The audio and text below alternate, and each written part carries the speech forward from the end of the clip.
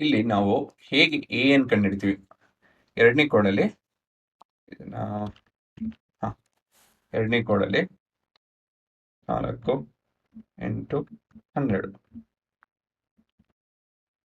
ಎರಡನೇ ಕೋಡಲ್ಲಿ ಏನು ನೋಡ್ಸುತ್ತೆ ಅಂದರೆ ಸೀಕ್ವೆನ್ಸ್ ಎ ಪಿನೋ ಅಲ್ವೋ, ಫಸ್ಟ್ ಟರ್ಮ್ ಏನೋ ಡಿಫ್ರೆನ್ಸ್ ಏನೋ ಅದು ನೋಡಿಸಿ enter the term which we are looking for. Like say I want to fourth term ಅಲ್ವಾ, ಥರ್ಡ್ ಆದಮೇಲೆ ಫೋರ್ತ್ ಅಲ್ವಾ, ಫೋರ್ತ್ ಟರ್ಮ್ ಇಸ್ 16 ಕರೆಕ್ಟ್ ಆಗಿದೆ. ಹೇಗೆ ಜನರೇಟ್ ಆಗ್ತಾ ಇದೆ? ಫಿಫ್ತ್ ಟರ್ಮ್ 20 ಬರಬೇಕು, 4 5 20 ಅಲ್ವಾ. ಸೊ ಇದು ಹೇಗೆ ಜನರೇಟ್ ಆಗ್ತಾ ಇದೆ ಅದನ್ನು ನೋಡೋಣ.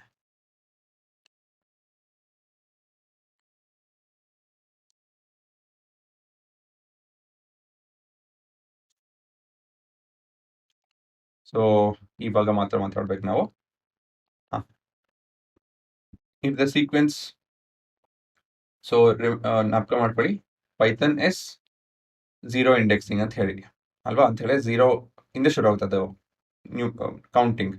1 2 3 4 ಅಂತ ಹೇಗೆ ಕೌಂಟ್ ಮಾಡ್ತೀರೋ ಇದು 0 ಇಂದ ಕೌಂಟ್ ಮಾಡುತ್ತೆ. ಲೈಕ್ ಎಕ್ಸಾಂಪಲ್ ಲಿಫ್ಟ್, ನಮ್ಮಲ್ಲಿ ಲಿಫ್ಟ್ 0 1 2 3 4 ಆ ಥರ ಶುರು ಆಗುತ್ತಲ್ವಾ, ಹಾಗೆಯೇ ಇದು ಕೂಡ. ಸೊ ಆ ಥರ ಯೋಚನೆ ಮಾಡ್ಬೋದು.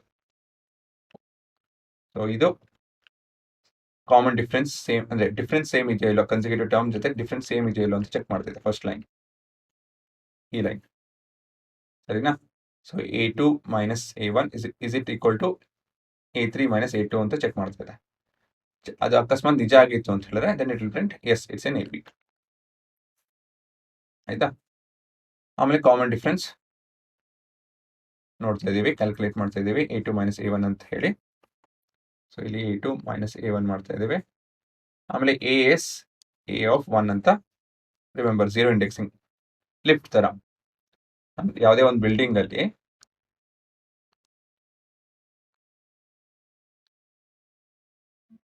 ಸರಿನಾ, ನೀವು ಲಿಫ್ಟ್ ಕೌಂಟ್ ಮಾಡಿದಾಗ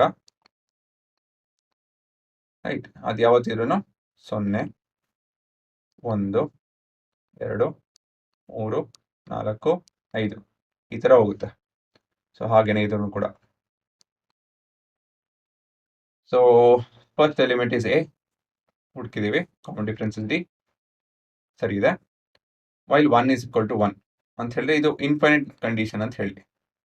ಅಂತ ಹೇಳಿದ್ರೆ ವೈಲ್ 1 ಇಸ್ ಈಕ್ವಲ್ ಟು 1 ಅಂತ ಹೇಳಿದ್ರೆ 1 ಯಾವಾಗವರೆಗೂ 1 ಆಗಿರುತ್ತೋ ಅಲ್ಲಿವರೆಗೂ ಇದನ್ನ ಎಕ್ಸಿಕ್ಯೂಟ್ ಮಾಡಿ, ಯಾವುದನ್ನ ಈ ಭಾಗ ಎಕ್ಸಿಕ್ಯೂಟ್ ಮಾಡಿ ಅಂತ ಹೇಳಿ.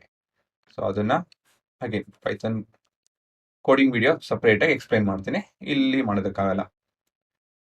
Input the term which we are looking for. So ಈ ಪ್ರಶ್ನೆ ಕೇಳ್ತಾ ಇದೆ, ನಾವು ಫೋರ್ತ್ ಟರ್ಮ್ ಅಂತ ಟೈಪ್ ಮಾಡ್ತೀವಿ. So if n is equal to end, ಅಕಸ್ಮಾತ್ ಎಂಡ್ ಟೈಪ್ ಮಾಡಿದ್ರೆ ಅದು ಬ್ರೇಕ್ ತಗೊಳ್ಳಿ, ಅಂದರೆ ಹೊರಡೆ ಬನ್ನಿ ಅಂತ ಹೇಳಿ. ಸೊ ಇದನ್ನು ಡೀಟೇಲಾಗಿ ಎಕ್ಸ್ಪ್ಲೈನ್ ಮಾಡೋದಕ್ಕಾಗಲ್ಲ. ಇದನ್ನ ನಾವು ಯಾವ ನಂಬರ್ ಎಂಟರ್ ಮಾಡ್ತೀವೋ ಅದನ್ನ ಇಂಟೀಜರ್ ಕನ್ವರ್ಟ್ ಮಾಡಿ. ಇಲ್ಲಿ ನಿಮ್ಮ ಮೇನ್ ಕ್ಯಾಲ್ಕುಲೇಷನ್ ನಡೀತಾ ಇದೆ. ಏನ್ ಮಾಡ್ತಾ ಇದೀವಿ ಇಲ್ಲಿ ನೋಡಿ, ತಿರ್ಗಾ A plus n minus 1 into D. ಕೊನೆಯದಾಗಿ ಎಲ್ಲಾನು ಅದಕ್ಕೆ ವಾಪಸ್ ಬರೋದು. ಏನಕ್ಕೆ? ನಮ್ಮ ಮ್ಯಾಥ್ಸ್ ಅಲ್ಲಿ ಏನ್ ಮಾಡ್ತೀವೋ ಅದನ್ನೇ ಇಲ್ಲಿ ಹುಡ್ಕೋದು. ಹೇಗೆ ಅಲ್ಲಿ ಮಾಡ್ತೀವೋ ಅದನ್ನು ಇಲ್ಲೂ ಅದೇ ತರ ಮಾಡೋದು, ಇನ್ನು ವೆಲ್ ಆರ್ಗನೈಸ್ಡ್ ವೇ. ಅರ್ಥ ಆಯ್ತಾ? ಸೊ ನಿಮ್ ಯೋಚನೆ ಸರಿ ಇಲ್ಲ ಅಂತ ಹೇಳಿದ್ರೆ, ಅಂದ್ರೆ ಮ್ಯಾಥಮೆಟಿಕಲಿ ಯೋಚನೆ ಸರಿ ಇಲ್ಲ ಅಂತ ಹೇಳಿದ್ರೆ, ವಿಷಯಗಳು ಅರ್ಥ ಆಗ್ಲಿಲ್ಲ ಅಂತ ಹೇಳಿದ್ರೆ ಕೋಡಿಂಗ್ ಮಾಡೋದಕ್ಕಾಗಲ್ಲ.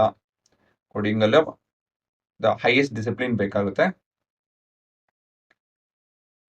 ಒಂದು ಥಾಟ್ ಫ್ಲೋ ಸರಿ ಇರಬೇಕಾಗುತ್ತೆ, ಆರ್ಗನೈಸ್ಡ್ ಆಗಿ ಯೋಚನೆ ಮಾಡಬೇಕಾಗುತ್ತೆ, ಒಂದಾದ್ಮೇಲೆ ಒಂದು ಆ ಥರ ಯೋಚನೆ ಮಾಡಿಕೊಂಡು ಮಾಡಬೇಕಾಗುತ್ತೆ.